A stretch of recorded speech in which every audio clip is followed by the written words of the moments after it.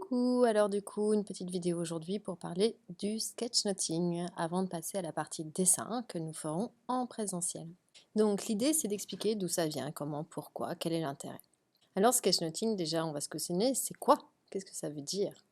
Donc il y a sketch qui veut dire en fait gribouiller, on est dans quelque chose qui est visuel et l'idée ça va être de dessiner comme un enfant environ 3-4 ans, pas plus que ça. Et note, donc on est dans une prise dynamique de l'écriture, donc du coup on est dans une association de visuel avec du gribouillage et de quelque chose de textuel avec des notes. Alors j'aime bien la dénomination qui parle de croquis-notes, qui du coup est plus explicite de sketchnoting, puisqu'en français on pourrait dire dessiner, mais souvent dessiner c'est associé à quelque chose de qualité graphique ou d'un joli dessin élaboré, alors que nous on veut vraiment du gribouillage. Un bonhomme, ça peut être un bonhomme bâton, ça nous va très très bien, on verra même comment en faire des plus simples. Alors à qui ça s'adresse? Eh bien à tout le monde. Aussi bien en tant que parent avec les enfants dans l'accompagnement en devoir, que du coup en tant qu'étudiant apprenant, que au boulot, que en réunion. En tout cas, ça s'adresse à tout type de public, sans limite, et même les enfants depuis très tôt.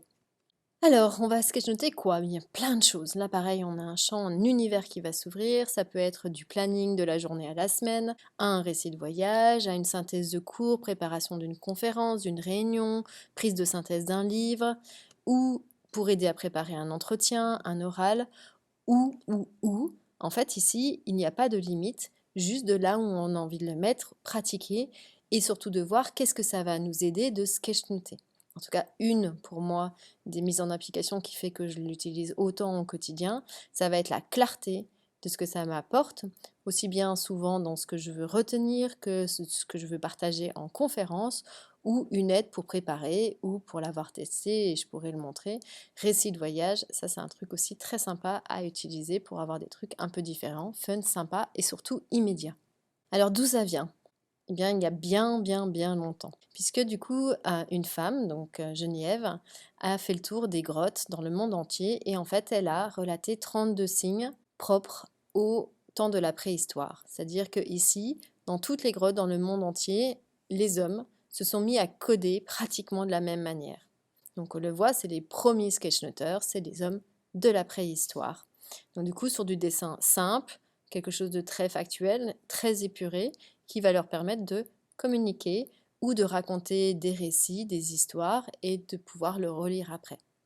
J'aime beaucoup aussi Arno Stern dans le jeu de peindre qui parle de comment lorsqu'on découvre la tenue du crayon, on va se mettre à gribouiller, on va se mettre à faire des traits, on va tapoter à des moments, faire des points et puis du coup va commencer à naître la boucle qui va donner le E et puis petit à petit on va aller vers l'écriture, des dessins plus formés, même si quand on est petit, eh bien quand on observe, on va vite faire des bonhommes bâtons, on va faire des soleils très simples ou des choses qui nous passent sous le visuel de manière très épurée, très factuelle, qui, eh bien du coup, c'est ça que nous allons rechercher nous dans notre technique de communication à travers le sketchnoting, en tout cas dans la partie visuelle.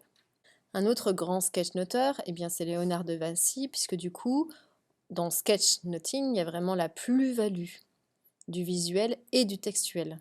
On n'est pas en train de dire, et il faut bien faire attention à bien retenir ça, on n'est pas dans quelque chose qui va être que du visuel. L'idée, c'est d'avoir la plus-value du texte de l'image pour du coup venir illustrer. Alors ici, on a des dessins très très élaborés, nous, on va être dans des choses beaucoup plus succinctes. On est vraiment tous des visuels, et il y a quelque chose qui est physiologique, puisque du coup, ce nerf qui est optique, qui traite l'image, il est physiquement donc connecté au cerveau, et il va traiter 25 fois plus d'informations que le nerf auditif. Après, suivant des espaces, on va pouvoir peut-être avoir une appétence pour développer du coup l'audition dans ce qu'on veut chercher à retenir, mais nous avons quand même tous ce canal visuel qui est extrêmement quand même sollicité au quotidien. Si on commence à porter regard dans tout ce qui nous entoure, et bien du coup, les techniques de communication, de marketing nous assaillent plus de choses visuelles que textuelles et peut-être s'observer faire. Est-ce que s'il y a trop de texte et pas assez d'images, est-ce qu'on porte notre attention? Combien de temps on porte notre attention? Alors que si on a des informations beaucoup plus visuelles amenées à du textuel, est-ce que là on fait l'effort de retenir, s'informer, lire, questionner?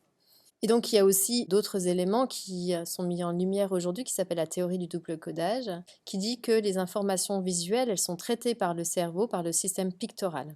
Et lui, il a une capacité limitée. Les informations verbales, elles sont traitées par le système verbal, qui lui a également une capacité limitée. Par contre, si on associe les deux, et bien du coup, on a des conditions qui sont optimales pour pouvoir, entre autres, mémoriser. Donc, du coup, d'où l'importance aussi de combiner ces deux canaux pour pouvoir être plus efficace encore, en particulier dans la mémorisation. Donc une solution à ça dans la présentation et dans la mise en lumière, c'est effectivement, on l'a vu avant, cette puissance du visuel et du textuel et donc du sketchnoting.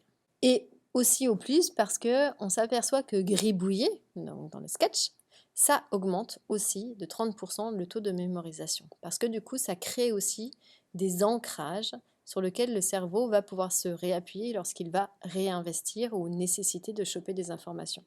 Et en plus, c'est rigolo et on développe la créativité. Donc aussi, on est dans une plus-value du cerveau gauche, cerveau droit, qui va nous permettre aussi d'être plus performant ou d'aller utiliser les nombreuses capacités, puisqu'a priori, on en utilise un pourcentage extrêmement infime. Donc comment gagner dans l'utilisation de son cerveau? Donc ce que j'ai gagné, une plus grande organisation, de la meilleure concentration et aussi de l'attention. Gagner en clarté, ça pour moi c'est un élément qui est juste dingue dans ce que ça m'a permis ou permet de voir, dans la clarté que ça m'apporte, en particulier dans des phases de transmission. Par exemple, souvent je m'amuse lorsque j'ai une conférence à faire, de déjà m'enregistrer. Ensuite, j'essaie de faire le sketch note de ma conférence et ça me permet de voir tout de suite si ce que je suis en train de raconter, c'est cohérent ou pas, si c'est bien organisé ou pas, et de pouvoir remodeler tout de suite mon PowerPoint pour avoir quelque chose de très efficace. Du coup, derrière, on est dans un développement de la motivation, du coup, une meilleure mémorisation, et du coup, super, le but du jeu étant que plus j'y trouverai du plaisir, meilleur ce sera. Et puis j'aime bien pour terminer cette petite phrase qui est que la créativité, c'est l'intelligence qui s'amuse. Alors du coup, maintenant, suite à cette petite introduction, il reste juste de passer à la suite, c'est-à-dire de vraiment aller gribouiller, gribouiller, gribouiller, intégrer les codes du coup du sketchnoting pour après du coup le mettre en pratique.